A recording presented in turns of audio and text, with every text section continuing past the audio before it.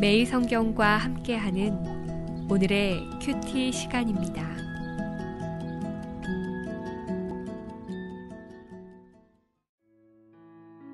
(3월 17일) 오늘의 말씀은 레위기 11장 1절에서 23절입니다.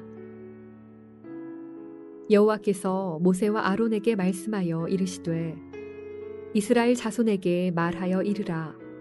육지의 모든 짐승 중 너희가 먹을 만한 생물은 이러하니 모든 짐승 중 굽이 갈라져 쪽발이 되고 새김질하는 것은 너희가 먹되 새김질하는 것이나 굽이 갈라진 짐승 중에도 너희가 먹지 못할 것은 이러하니 낙타는 새김질은 하되 굽이 갈라지지 아니하였으므로 너희에게 부정하고 사반도 새김질은 하되 굽이 갈라지지 아니하였으므로 너희에게 부정하고 토끼도 새김질은 하되 굽이 갈라지지 아니하였으므로 너희에게 부정하고 돼지는 굽이 갈라져 쪽발이로 돼 새김질을 못함으로 너희에게 부정하니 너희는 이러한 고기를 먹지 말고 그 주검도 만지지 말라.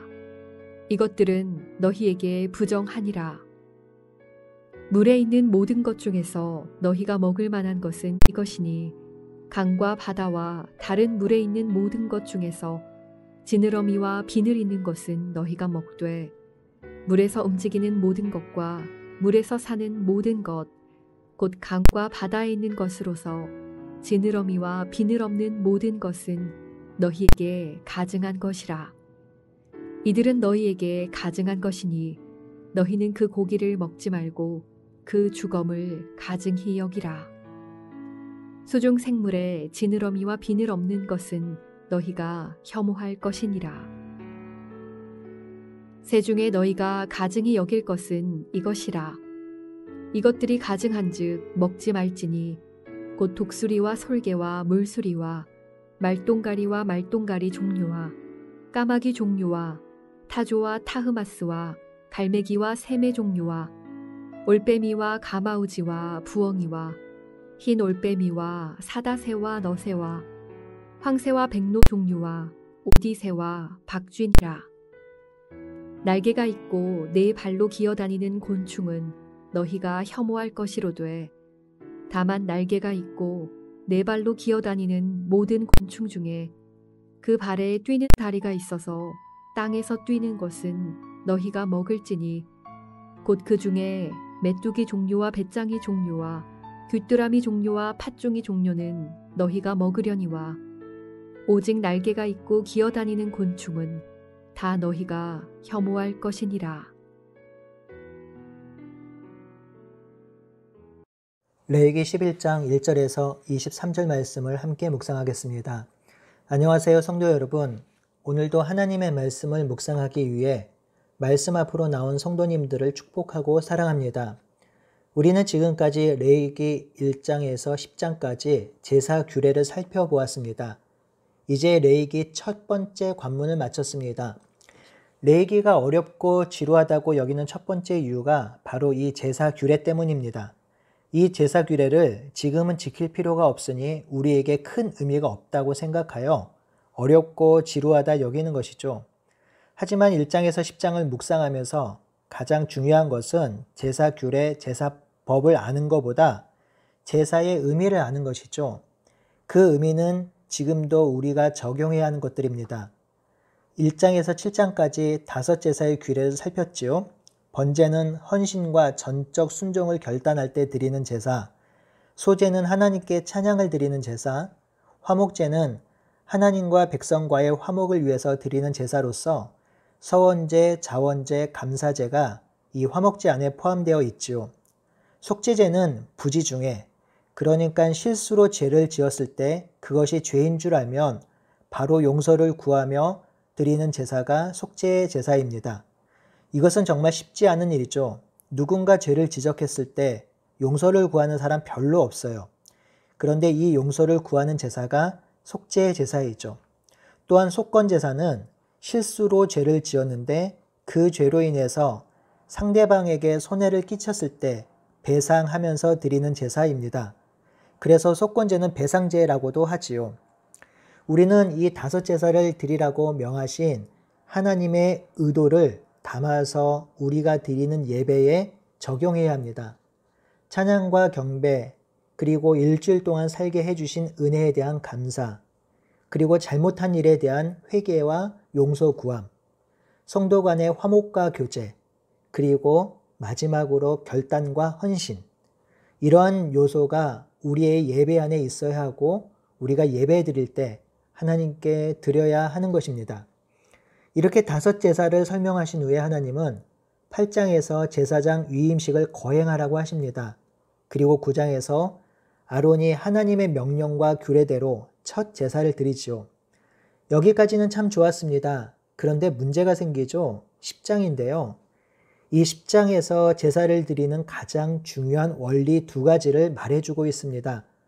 첫 번째는 나답과 아비후 사건에서 찾을 수 있지요. 나답과 아비후가 하나님께서 명령하지 않은 다른 불로 분향함으로 여호와의 불이 나답과 아비후를 심판합니다.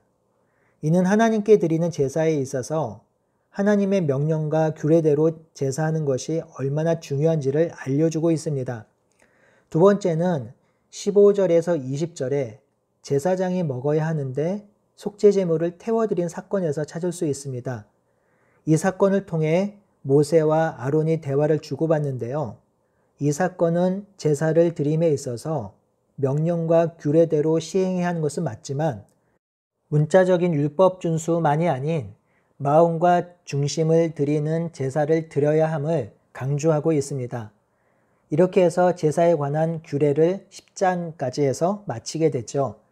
이 제사와 예배에 대해서는 나중에 주일 설교에서 조금 더 깊이 나누도록 하겠습니다. 오늘부터는 제사 규례보다 더 까다로운 정함과 부정함 이 규례를 살펴볼 것인데요. 이 단락은 11장에서 15장까지입니다. 정함과 부정함은 하나님의 백성, 특별히 하나님께 제사를 드리는 자가 어떤 삶을 살아야 하는지, 또한 어떤 자가 하나님께 제사할 수 있는지를 알려주는데요. 이 정함과 부정함을 살필 때에 중요한 것은 문자적인 준수뿐만 아니라 정함과 부정함을 말씀하신 의도입니다. 이제 오늘 묵상 11장 1절에서 23절을 살펴보겠습니다. 1절에서 8절은 육지에 사는 짐승, 9절에서 12절은 물속에 사는 물고기, 13절에서 19절은 하늘의 새, 20절에서 23절은 곤충들 중에 먹을 수 있는 것과 먹을 수 없는 것을 가르쳐 주고 있습니다. 특히 하나님은 모세와 아론에게 똑같이 이 규정을 말씀하시는데요. 이는 제사장이 정한 것과 부정한 것을 구분하고 분별하는 직임이 있다는 것을 알려주고 있는 것입니다. 먼저 1절에서 8절, 육지에 사는 생물 중에 먹을 수 있는 것과 없는 것을 구분하지요. 모든 짐승 중, 즉 굽이 갈라져 쪽발이 된 것과 새김질을 하는 것은 먹을 수 있습니다. 예를 들어 낙타는 새김질을 하지만 굽이 갈라져 있기에 부정하니 먹을 수 없습니다. 사반, 즉 오소리는 새김질을 하지만 굽이 갈라져 있어 또한 부정하니 먹을 수 없습니다. 토끼도 마찬가지죠. 굽이 갈라져 있기에 부정하고 돼지는 굽이 갈라져 있지만 새김질을 못하니 부정하니 먹을 수 없습니다. 이런 고기는 먹지도 말고 죽은 것도 만지지 말아야 하지요. 9절에서 12절은 물속에 사는 물고기입니다. 강과 바다와 다른 물에 있는 모든 것들 중에 지느러미와 비늘이 있는 것은 먹을 수 있지요. 하지만 지느러미와 비늘이 없는 것은 가증한 것이므로 먹을 수 없습니다. 물론 죽은 것도 만지지 말아야 하지요. 13절에서 19절은 하늘의 새입니다. 새 중에 가증이 여기고 먹지 말아야 할 것은 독수리와 솔개와 물수리와 말똥가리 종류와 까마귀 종류와 타주와 타흐마스와 갈매기와 샘의 종류와 올빼미와 가마우찌와 부엉이와 흰 올빼미와 사다새와 너새와 황새와 백로 종류와 오디새와 박쥐입니다. 새들에 관하여서는 정한 것과 부정한 것의 기준을 말씀하지 않고 부정한 새의 종류를 나열하는 것이 특징이지요. 20절에서 23절은 곤충인데요. 날개가 있고 네 발로 기어다니는 곤충은 피해야 합니다. 다만 날개가 있고 네 발로 기어다니는 곤충 중에서 뛰는 다리가 있는 곤충은 먹을 수 있습니다. 그러니 메뚜기 종류와 배짱이 종류와 귀뚜라미 종류와 팥중이 종류는 먹을 수가 있지요. 정한 것과 부정한 음식의 기준이 무엇인가요? 이에 대한 논쟁이 끊임없이 이어져 왔습니다. 지금도 유대인들은 이 기준을 적용해서 돼지고기를 먹지 않지요. 하지만 이 기준이 무엇인가에 대한 만족할 만한 답은 찾지 못했습니다. 사실 현대 동물학적 관점에서 보면 낙타와 사방과 토끼는 새김질을 하는 동물에 포함되지 않습니다. 그런데 새김질하는 동물로 오늘 본문에서는 분류를 하지요. 사실 이 땅에 존재하는 동물, 물고기, 새, 곤충이 다양해서 여기에 열거된 기준을 적용할 때 애매모호한 것이 너무나도 많습니다. 그래서 그때그때마다 제사장이 판결하고 결정했던 것이죠. 하지만 이 기준을 지금 적용할 수는 없습니다. 여기서 더욱 중요한 것은 정한 것과 부정한 것을 말씀하시는데 가장 먼저 말씀하시는 것이 음식이라는 것입니다. 음식은 우리가 살아가는데 가장 중요한 것이죠. 음식은 살아가는데 에너지원이고 기초입니다. 하나님은 삶의 기초가 되는 음식을 먹을 때 거룩한 백성이니 아무거나 아무렇게나 먹어서는 안 된다고 말씀하시는 것입니다. 삶을 영위하는 가장 중요한 음식을 함부로 자기가 원하는 대로 먹고 싶은 대로 먹지 말라는 것입니다. 하나님께서는 먹는 음식에 대한 규정을 통해서 일상에서 가장 중요한 먹는 것에서부터 거룩한 백성으로서의 삶을 살라고 권면하신 것입니다. 그러면 우리는 이 말씀을 어떻게 적용할 수 있을까요? 저는 이렇게 표현하고 싶어요. 먹는 것, 음식도 그리스도인답게 먹었으면 좋겠습니다. 먹는 것에서도 그리스도인의 덕이 드러났으면 좋겠습니다. 성도로서 합당하게 음식을 섭취했으면 좋겠습니다. 어떤 것을 적용할 수 있을까요? 이 적용은 저의 적용이니 참고해 보세요. 너무 과도하게 너무 잘 먹으려는 것, 폭식하는 것은 좋아 보이지 않습니다. 여전히 아직도 이 땅에는 굶주리는 사람들이 많으며 기아로 죽어가는 아이들이 많다는 사실을 기억해야겠지요. 그러니 적당하게 먹는 것도 그리스도인의 덕목이겠지요. 동물을 학대해가면서 만들어진 음식도 주의해야겠지요. 술도 그러합니다. 포도주 한두 잔 정도 괜찮을 것 같은데요. 흥청망청 먹으면 그리스도인의 덕을 해치는 일이겠지요. 여기서 사도 바울의 권면이 생각납니다. 고린도전서 10장 31절이죠. 너희가 먹든지 마시든지 무엇을 하든지 다 하나님의 영광을 위해서 하라 권면하였습니다. 먹는 것도 하나님의 백성답게 그리스도인답게 성도답게 떳떳하게 부끄럼 없이 하나님의 영광을 위해 먹는 우리 모두가 되기를 바라고 소원합니다. 아멘.